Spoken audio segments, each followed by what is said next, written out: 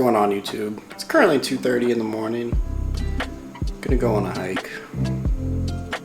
It's balls early. Let's get to it.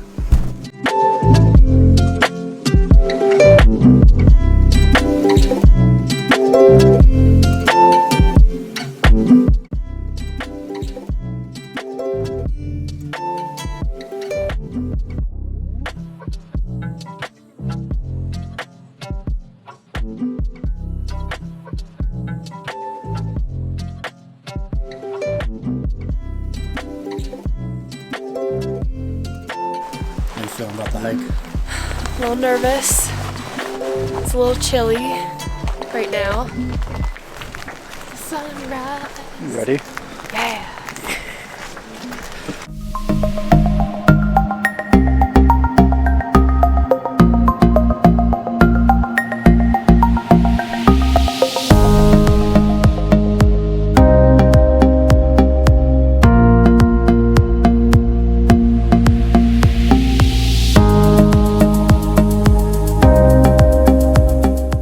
At this point in the hike, I ended up kind of fizzling out.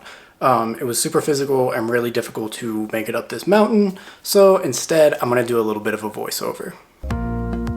As you can imagine, while we were making our way up towards the top of the mountain, we ended up needing to switch and put on our spikes so that way we could get a little bit more traction as we were walking through the trail. When it came to preparation and everything coming into the hike, I was really adamant about being hydrated going in, so I was hydrating the day before, as well as eating a little bit more calories. If you've watched some of my previous videos, then you probably know that I've been consuming 2,600 calories. After the hike, I was sure to also eat. We had snacks on the trail, but you're burning so many calories while you're walking up this mountain that it was important to refeed afterwards. On our way up to Chasm Lake, we were going up towards the mountain, which is about 11,800 feet over elevation towards the end point of the hike.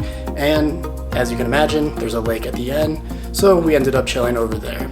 The hike is about 8.5 miles long in total, and throughout the entire hike, we faced different types of weather. So towards the bottom of the mountain, we were looking at more green, grass, and trails, and towards about a quarter of the way up, we were looking more at snow, and these conditions definitely made it more difficult to hike towards the top of the summit. But I will say, at the end of the day, I don't regret anything. I think it was an amazing hike, and it ended up really paying off at the end whenever we got to sit down, eat a snack, and just enjoy the views.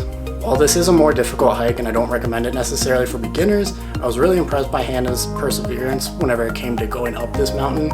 She's relatively new to hiking, so seeing somebody that's so new to this really take on and embrace the challenge was really cool to see.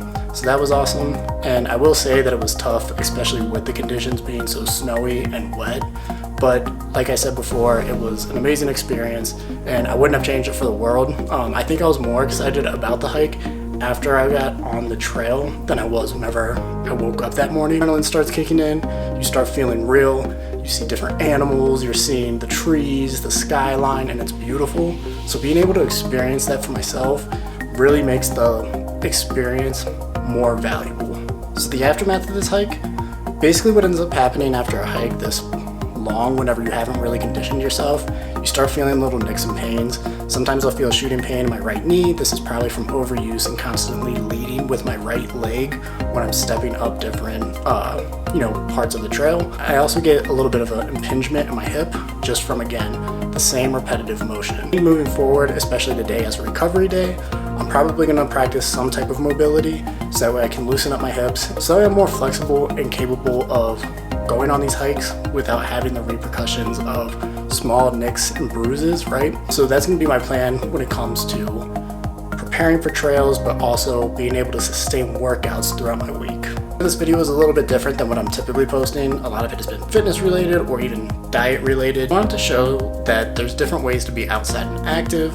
I've been a little bit more adamant about that here the past couple of weeks, showing videos like my recovery day, which you can find up here, and trying to show that not everything has to be picking things up and putting them down, right? I hope you enjoyed today's video. Please be sure to comment, like, and subscribe down below. And before I go, I want to play this clip by Sal DiStefano. I found it really encouraging, seeing it on Instagram. It's only a couple of seconds long, so be sure to check that out. And with that said, I'll see you all in the next video. Man who loves walking will walk further than the man who loves the destination. So what's happened along that process? You've learned to love the journey, right? You love the journey. Man, when you love the journey, the goals just happen. You hit milestones as a side effect, right? Because it doesn't matter. At that point, I don't care if I can lift this much weight or run this fast. I mean, that's cool and it's great and I love it, but I don't love it as much as I love the journey. I love the journey. What does the journey consist of?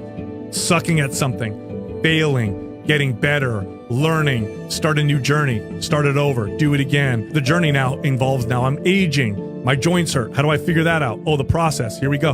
And so when you fall in love with the journey, everything else takes care of itself.